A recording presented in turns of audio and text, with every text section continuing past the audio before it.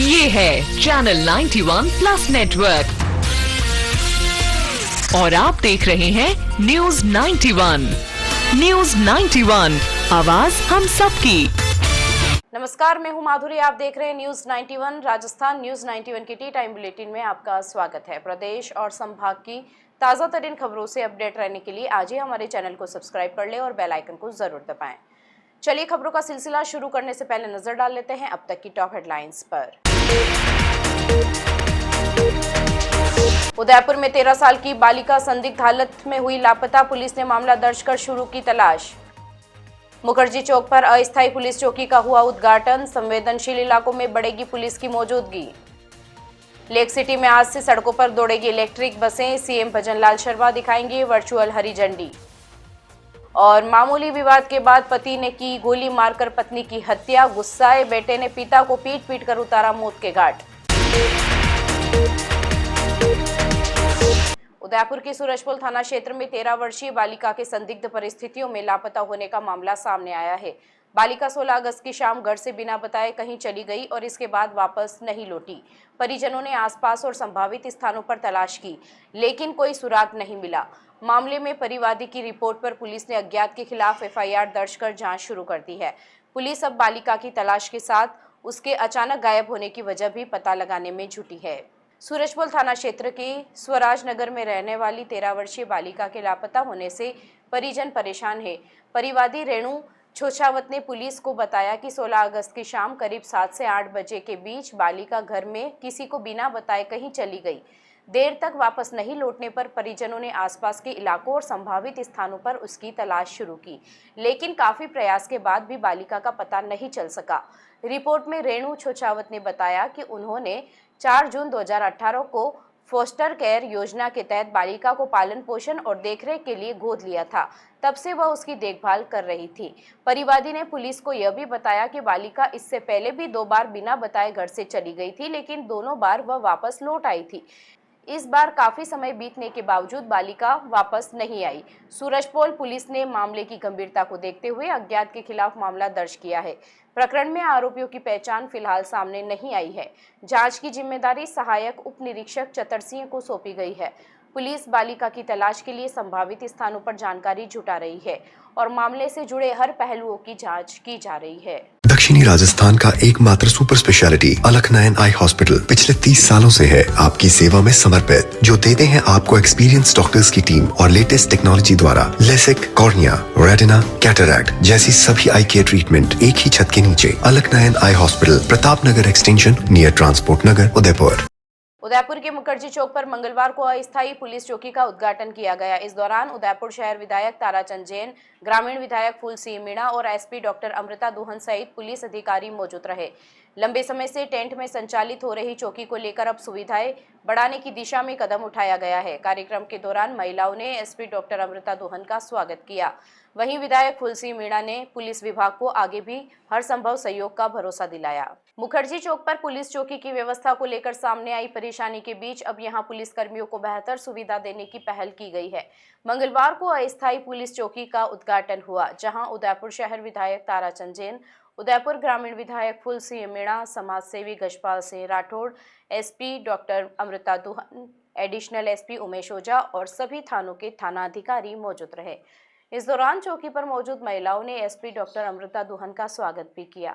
उदयपुर ग्रामीण विधायक फूल सिंह मीणा ने पुलिस विभाग को सहयोग का भरोसा देते हुए कहा कि उन्होंने पहले भी पुलिस विभाग में जरूरत के मुताबिक कमरे उपलब्ध कराने और सीसीटीवी कैमरे लगवाने के लिए अपने विधायक फंड से राशि दी है।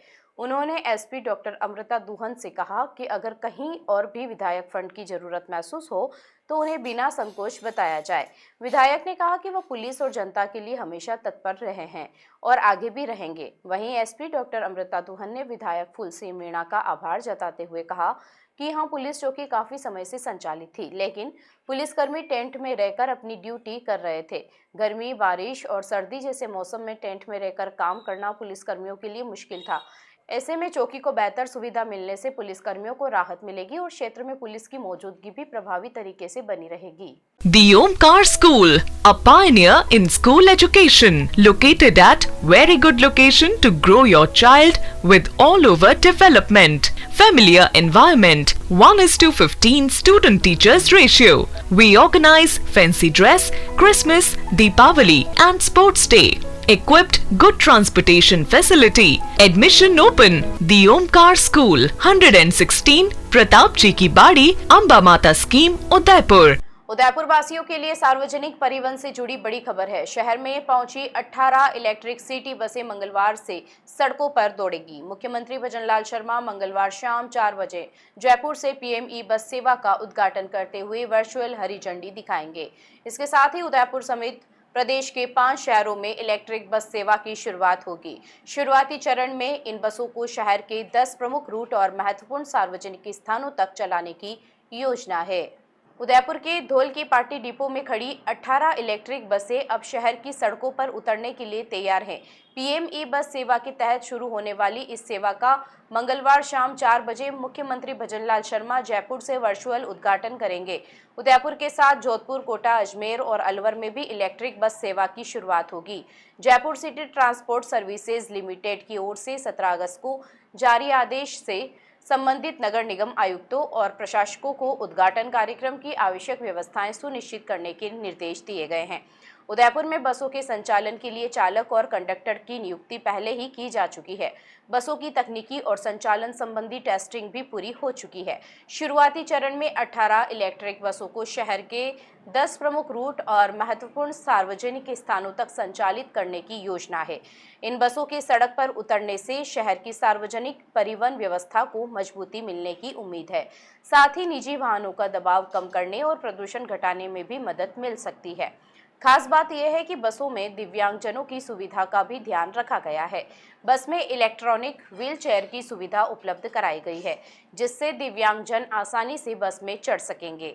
अब देखना होगा कि लेक सिटी में ई बस सेवा आमजन के लिए कितनी कारगर साबित होती है।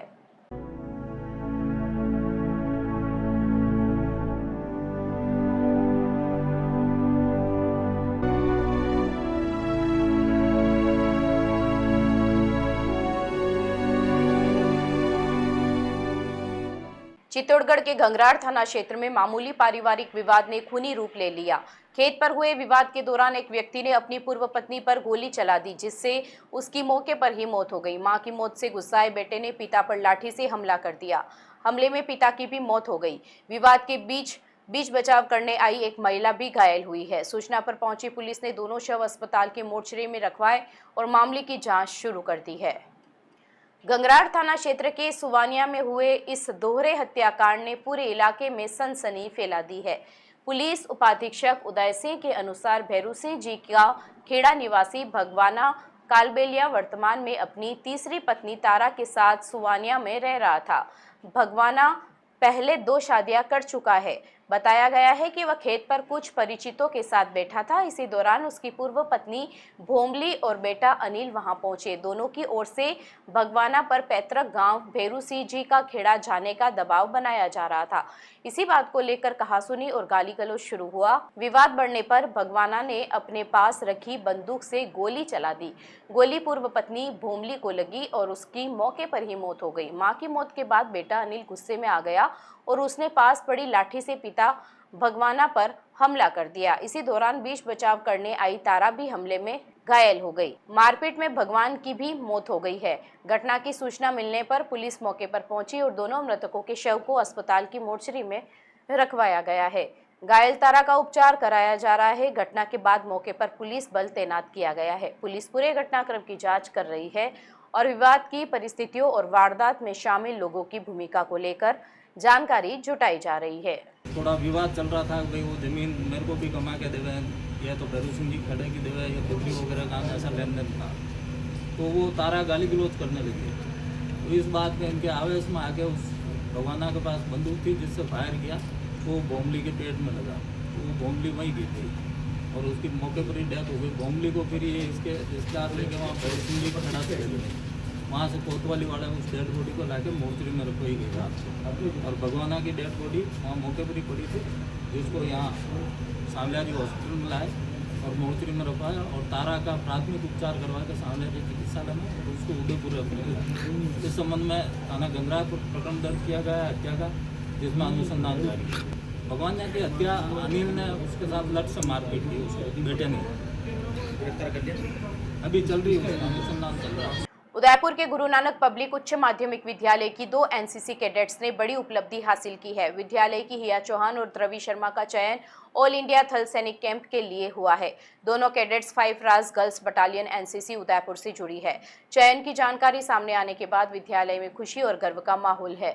विद्यालय प्रबंधन और एनसीसी प्रभारी ने दोनों कैडेट्स को बधाई देते हुए उनके उज्जवल भविष्य की कामना की। उदयपुर के हिरणमगरी सेक्टर 4 स्थित गुरु नानक पब्लिक उच्च माध्यमिक विद्यालय की हिया चौहान और द्रवी शर्मा ने अपनी मेहनत और प्रतिभा के दम पर यह उपलब्धि हासिल की है। दोनों कैडेट्स का चयन ऑल इंडिया थल सैनिक कैंप के लिए किया गया है।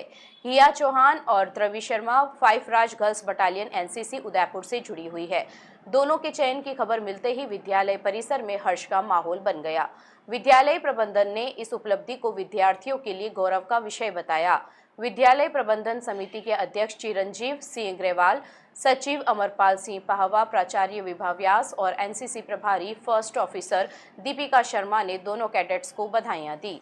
विद्यालय प्रबंधन ने कहा कि यह उपलब्धि विद्यार्थियों की मेहनत, अनुशासन और समर्पण का परिणाम है। एनसीसी के माध्यम से विद्यार्थियों में अनुशासन, नेतृत्व क्षमता और देश सेवा की भावना विकसित होती है। दोनों कैडेट्स का राष्ट्रीय स्तर के थल सैनिक कैंप के लिए चयन विद्यालय के लिए भी गौरव की बात है। प्रबंधन ने उम्मीद जताई है कि हिया चौहान और द्रवी शर्मा कैंप में बेहतर प्रदर्शन कर विद्यालय और उदयपुर का नाम रोशन करेगी। साथ ही उनकी सफलता अन्य विद्यार्थियों के लिए भी प्रेरणा बनेगी। दोनों कैडेट्स को उनके उज्जवल भविष्य के लिए शुभकामनाएं दी गई है। मेरा नाम द्रवी शर्मा है and I am from GNPS। हम एक एनसीसी कैडेट्स हैं and we are presenting Rajasthan to Delhi. हमें इकलिंगर छावनी से हमने हमारा शूटिंग चालू किया।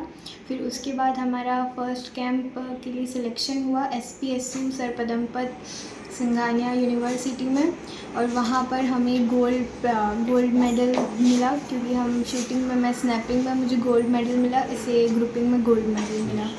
जय हिंद, मेरा नाम हिया चौहान है। मैं गुरु नानक पब्लिक स्कूल से हूँ और हम दिल्ली कैंप करने जा रहे हैं। सर्वांगीण विकास के लिए प्रतिबद्ध है हमारी संस्था और हमारे स्टूडेंट्स के लिए हमेशा हम प्रतिबद्ध रहते हैं कि वो आगे अपने सारे गोल्स को अचीव करें। अभी वर्तमान में ही हमारी ये 2 बच्चियाँ एनसीसी के लिए थल सेना कैंप में चयनित हुई हैं और अभी इनका लास्ट जो फाइनल कैंप है कोटा के बाद वो दिल्ली के लिए प्रस्थान करेंगी। और हमारा मैनेजमेंट हमेशा प्रतिबद्ध होता है प्रतिभाओं के सम्मान के लिए।